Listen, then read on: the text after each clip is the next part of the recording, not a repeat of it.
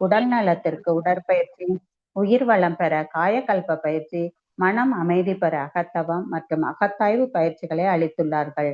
இத்தகைய சிறப்பான மனவளக்கலை என்னும் வாழ்க்கை கல்வியை உலக சமுதாய சேவா சங்கம் ஸ்கை யோகா இணைய வழியே 12 நாட்கள் அடிப்படை பயிற்சியாகவும், அதனைத் தொடர்ந்து 4 மாதங்கள் சான்றிதழ் கல்வியாகவும் நம் இல்லம் தேடி வந்து அளித்து வருகிறது.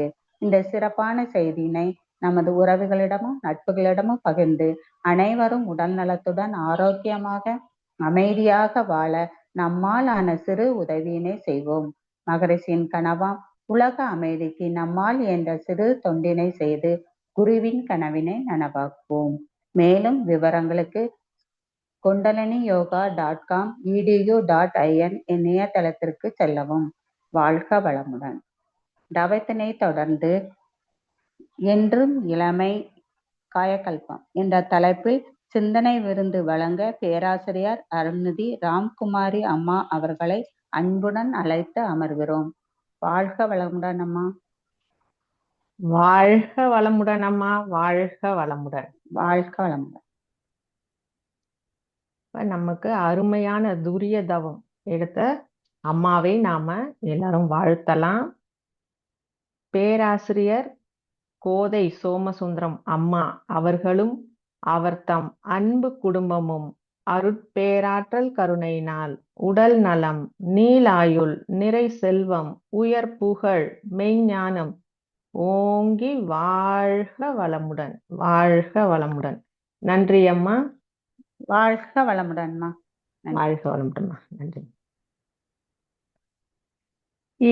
இணைய வழியே இணைந்திருக்கும் அன்பர்கள் அனைவருக்கும் வணக்கம்.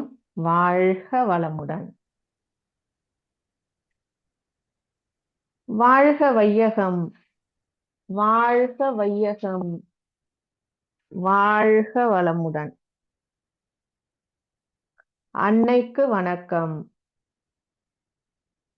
தந்தைக்கு வணக்கம், அருள் நிறைந்த ஆசான் வேதாத்ரி மகரிஷி அவர்களுக்கு வணக்கம். இன்றைய சிந்தனை என்றும் இளமை காயகல்பம். காயகல்பத்துக்கு மகரிஷி கவி சொல்லியிருக்காங்க. அந்த கவியை பார்க்கலாம். காயகற்ப யோகம் எனும் உயர் சஞ்சீவி கருத்துடனே செய்து வந்தால் வித்து கட்டும். தூய முறை நரம்பூக்கம் ஓஜஸ் மூச்சு தொடர்ந்திரண்டும் குரு வழியே செய்ய செய்ய போய பிழைகள் போகும், பிணிகள் நீங்கும், புத்துணர்வும் இறையருளும் ஊற்றெடுக்கும். மாயமென வித்தமுத ரசமாய் மாறி மரணமில்லா பெருவாழ்வு சித்தியாகும். அப்ப இந்த பாடல்ல மகரிஷி என்ன சொல்றாங்க அப்படின்னா, காயகற்பம் அப்படிங்கிறது ஒரு உயர் சஞ்சீவி. இப்ப சஞ்சீவி அப்படிங்கிறது சக்தி வாய்ந்த மூலிகை இல்லையா? அது குணங்களை எல்லாம் நோய்களை எல்லாம் குணப்படுத்தும். அப்ப அந்த உயர்ந்த அந்த காயகல்பத்தை நாம செஞ்சுட்டு வந்தோம் அப்படின்னா, அதாவது அதை கருத்துடனே அப்படின்னு மகரிஷி சொல்லியிருக்கார். அப்ப எண்ணம் அங்கேயே இருக்கணும். அப்ப எண்ணத்தை வைத்து நாம செஞ்சுட்டு வந்தோம் அப்படின்னா அங்க அந்த பேய பிழைகள் எல்லாம் போகும் அப்படிங்கிறாங்க. இப்ப பேய பிழைகள் அப்படின்னா அருகுண சீரமைப்பு தன்னால வரும். இப்ப மனம் சீர்தூக்கி பார்க்கும் தன்மைக்கு வரும். அப்ப அங்க அமைதி, மன அமைதி கிடைக்கும். அப்ப அந்த இறைத்தன்மை அங்க பெருகும் அப்படின்னு மகரிஷி சொல்றாரு. அப்ப புத்துணர்வும் இறையருளும் ஊற்றெடுக்கும். அப்ப மாயமென வித்தமுது ரசமாய் அப்படின்னா அங்க அந்த அமுதம் இப்ப நோய் வராம பாதுகாத்து உடலுக்கு வன்மையும் வலிமையும் தரக்கூடியது. அப்ப இந்த உடல் வன்மையும் வலிமையும் இருந்தா மரணமில்லா பெருவாழ்வு சித்தியாகும் அப்படிங்கிறார். அப்ப என்றும் இளமையாக நீண்ட காலம் வாழ மகரிஷி அவர்கள் இந்த காயகல்ப பயிற்சியை கொடுத்திருக்காங்க. இப்ப காயகல்பம், இப்ப காயம் பிளஸ் கல்பம். இப்ப காயம் அப்படின்னா உடல், கல்பம் அப்படிங்கிறது உறுதி.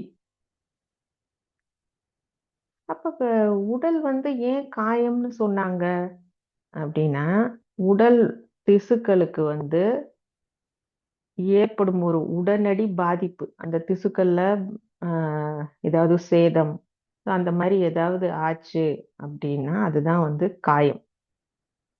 அதுக்குதான் வந்து ஒரு சித்தர் பாடல் இருக்கு, காயமே இது பொய்யடா காற்றடைத்த பையடா. அப்ப இந்த உடலை வந்து மெய் அப்படிங்கிறோம், இது அழிந்து போகக்கூடியது, அதனால பொய்.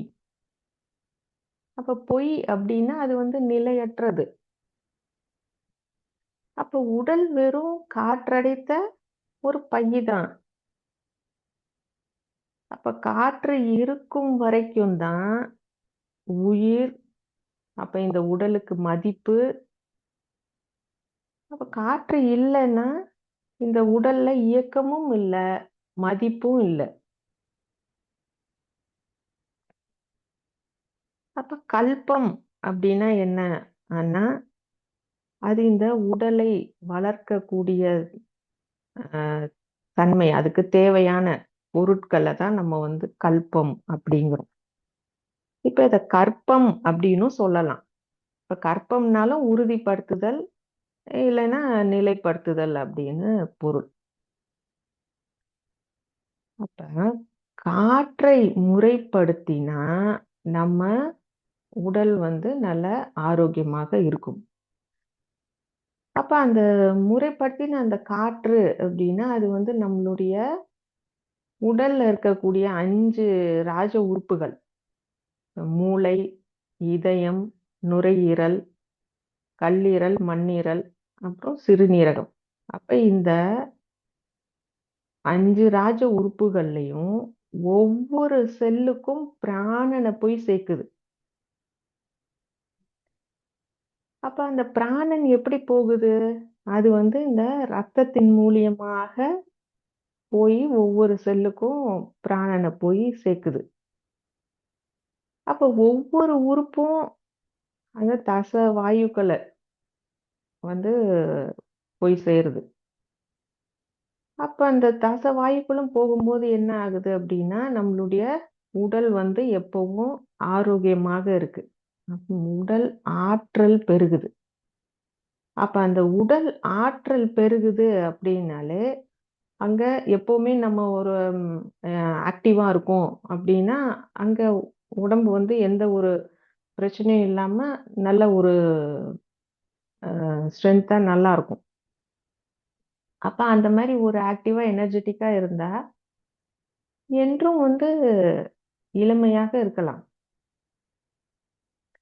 அப்ப அதுக்குதான் ஒரு சிவவாக்கியர் பாடல் என்ன சொல்லியிருக்காங்க அப்படின்னா, உருத்தரித்த நாடியில் ஒடுகுகின்ற வாயுவை கருத்தினால் இருத்தியே கபாலமேற்ற வல்லிலே விருத்தரும் பாலராவார் மேனியும் சிவந்திடும் அருள் தரித்த நாதர் பாதம் ஐயன் பாதம் உண்மையே.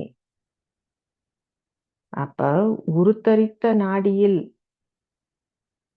மூலாதாரம், உருத்தரித்த நாடியில்னா உயிர் உரைகின்ற இடம்.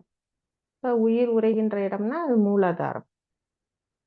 அங்க இருக்கும் ஒடுங்கி இருக்கும் வாயுவை கருத்தினால், இப்ப நம்மளுடைய எண்ணத்தினால் துரியம் வரை நம்ம என்ன பண்றோம், அந்த காற்றை எழுப்புறோம்.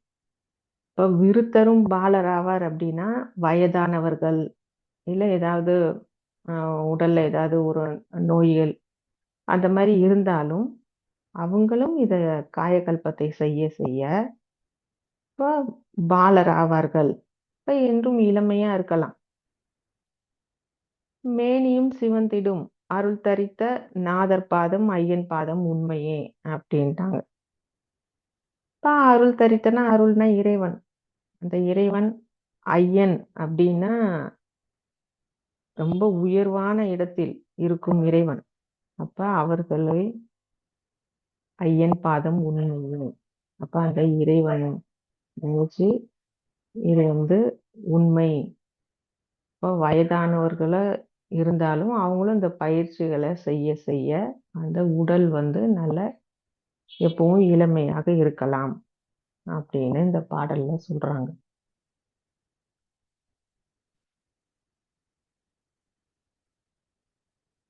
இப்ப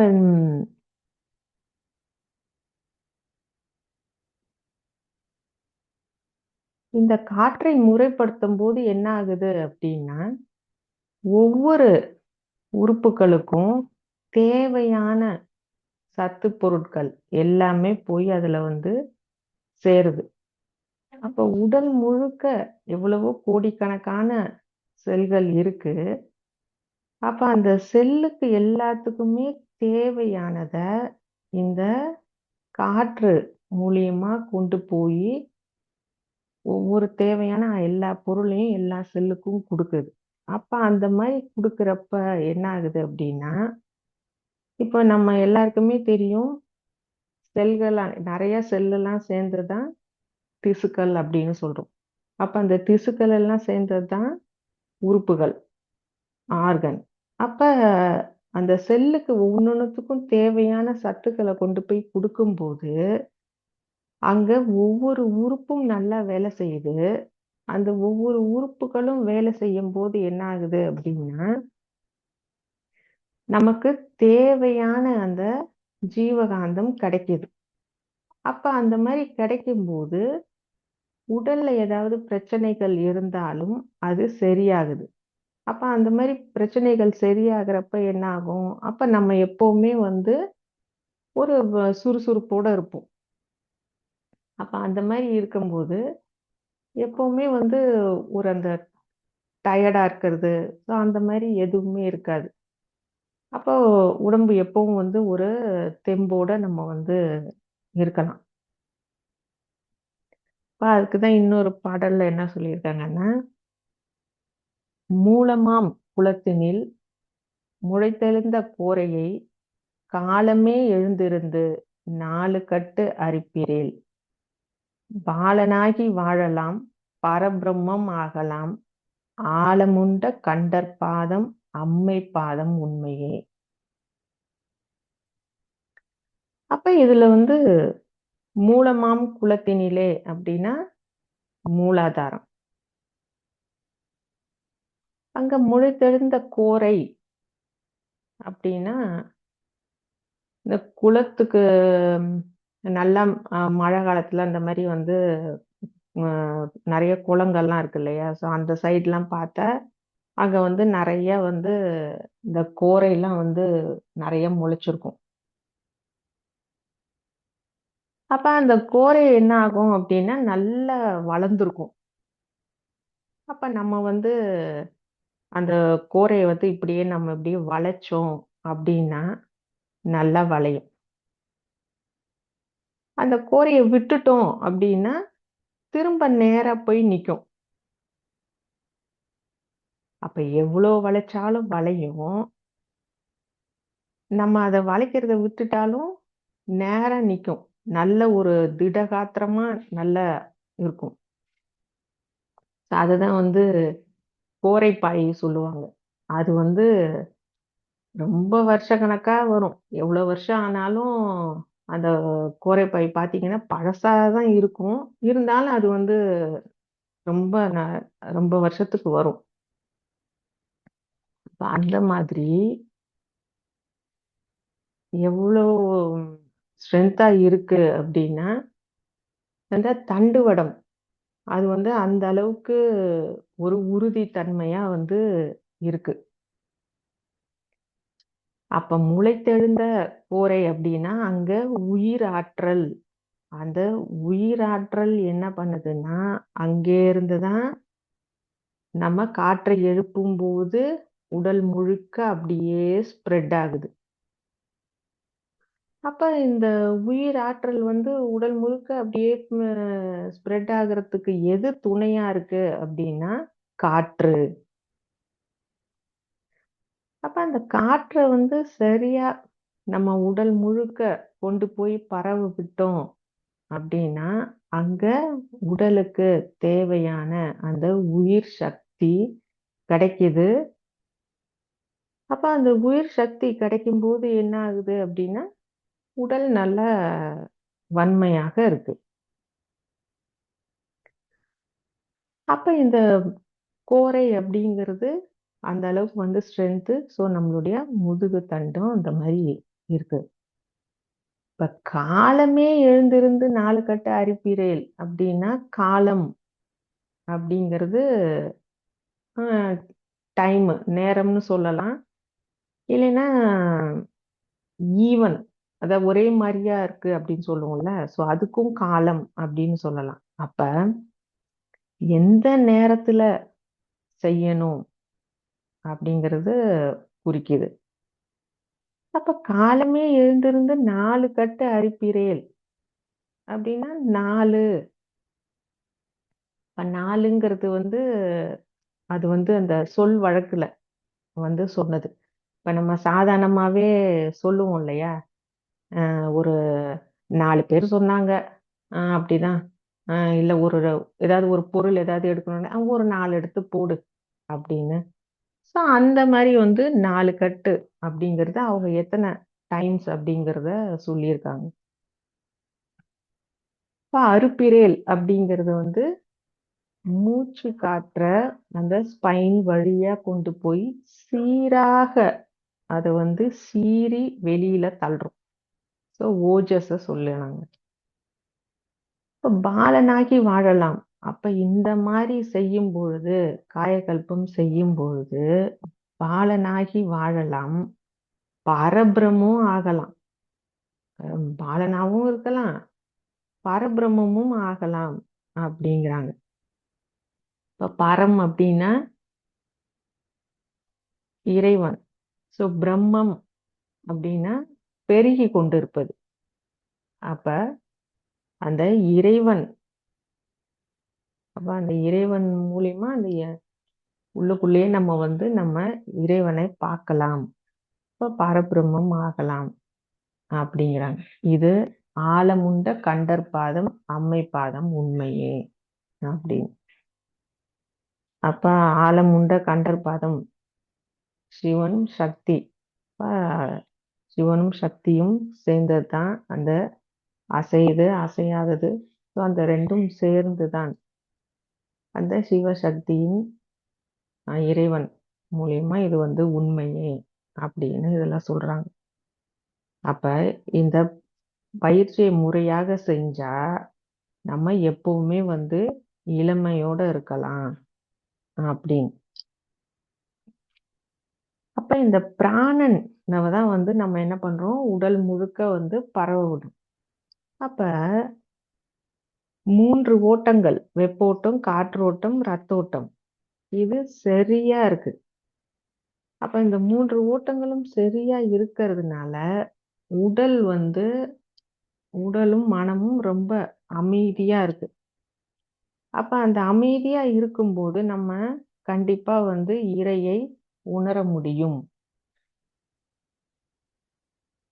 அப்ப தியானமும் செய்யறோம் அப்படின்னா அந்த தியானம் மூலியமாவும் நம்ம வந்து அந்த இறைத்தன்மைக்கு நம்ம வந்து வந்துருவோம். அப்ப இயற்கையாக வந்து எப்பவுமே நம்ம அந்த இயற்கையோடையே நம்ம வந்து இணைந்து இருக்க செய்யும். இளமையாகவும் இருக்கலாம். இது சத்தியமான உண்மை அப்படின்னு இந்த பாடல்ல சொல்றாங்க. இப்ப நம்ம காயகல்பத்துல வந்து அஸ்வினி முத்திரை, ஓஜஸ் செய்யறோம். இப்ப அஸ்வினி முத்திரை அப்படிங்கிறது நம்ம வந்து நரம்பூக்கம். அப்ப நரம்பு எல்லாம் வந்து அங்க ஊக்கம் பெறுது. அந்த நரம்பூக்கம் செய்யும் போது இந்த உயிருக்கான உயிர் சக்தியினுடைய சுழற்சி வேகம் அதிகமாகுது. அப்ப அந்த வைட்டல் ஃபோர்ஸ் என்ன ஆகுது, உடல் முழுக்க நிறைய வந்து பெருகுது. அப்ப நரம்பூக்கம் செய்ய செய்ய அந்த விந்து நாதம் வந்து வலுவடையுது. அப்ப உடலினுடைய இயக்கமும் வந்து அதிகமா இருக்கு. இப்ப உடல் இயக்கம் நல்லா எப்பவுமே வந்து நல்லா ஆக்டிவா இருக்கலாம். அப்ப அந்த உடல் நல்லா இருக்கும் பொழுது அங்க அந்த உயிரும் அங்க நல்லா இருக்கும். இப்ப ஓஜஸ் போடுறோம். ஓஜஸ் அப்படிங்கிறது உயிர் காற்று. இப்ப ஓஜஸ் போடும்போது என்ன நடக்குது அப்படின்னா, நம்ம வந்து ஒரு சீராக அப்படியே நம்ம அந்த மூச்சை இழுக்கும்போது, அங்க நுரையீரல் வந்து ஃபர்ஸ்ட் என்ன பண்றோம்? எம்ப்டி பண்றோம். அப்புறம் அங்க சுருங்கி விரியுது. அப்ப அந்த சுருங்கி விரியும் போது என்ன ஆகுது? அங்க நல்ல உடலுக்கு தேவையான ஆக்ஸிஜன் கிடைக்குது. அப்ப அந்த தேவையான பிராணன் இந்த உடலுக்கு கிடைக்கும்போது, அங்க இந்த உடலுக்கு ஒரு நல்ல ஊக்கத்த தருது.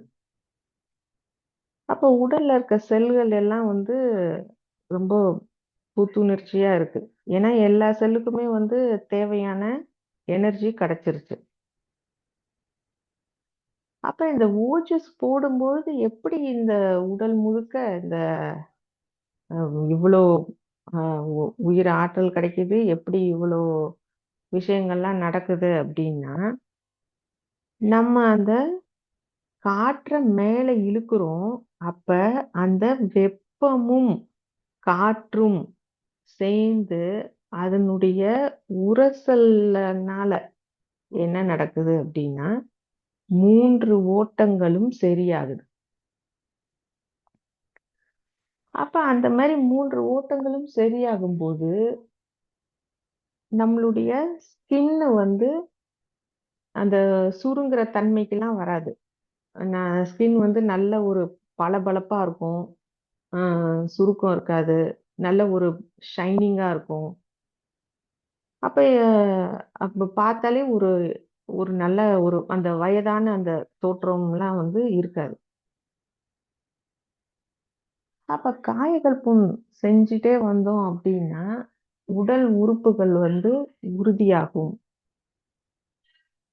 அப்ப நம்ம அந்த காற்றுல இருந்து கிடைக்கக்கூடிய நெறைய மினரல்ஸ் அது எல்லாமும் வந்து உடலுக்கு தேவையானது போய் சேரும். அப்ப இந்த பிராணனும் அதிகமா இருக்கு.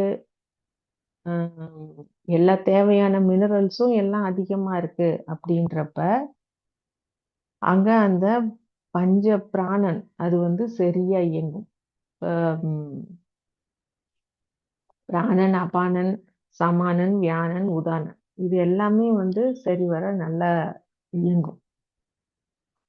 அப்ப நம்ம அந்த வான்காந்த சக்திய ஜீவகாந்தமாக்கி, உடல் முழுக்க அந்த ஜீவகாந்தம் அதிகமாகும்போது, அங்க என்ன ஆகுது அப்படின்னா, உடலும், மனமும் வந்து அமைதியான நிலைக்கு வருது.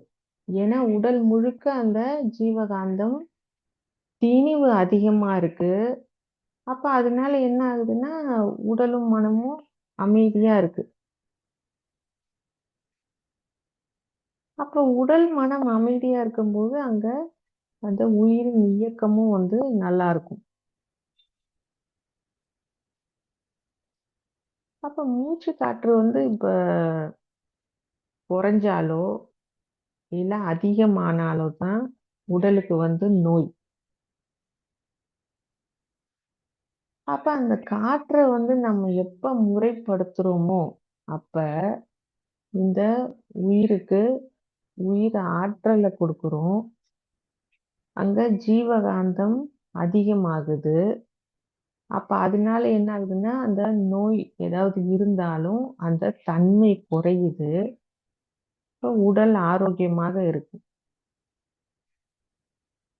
அப்ப நம்ம காயகல்பம் செய்யும் பொழுது, இப்ப காலை, மாலை 2 வேளை செய்றோம். இப்ப அ உணவு சாப்பிடுறதுக்கு முன்னாடியும் நம்ம செய்றோம். அப்ப அந்த மாரி செய்யும்போது என்ன ஆகுது அப்டின்னா, நம்மளுடைய உடல்ல இருக்கிற ஒவ்வொரு ஆர்கனுமே நல்லா வேலை செய்யுது. எல்லா ஆர்கனுக்கும் தேவையான சக்தி கிடைக்குது.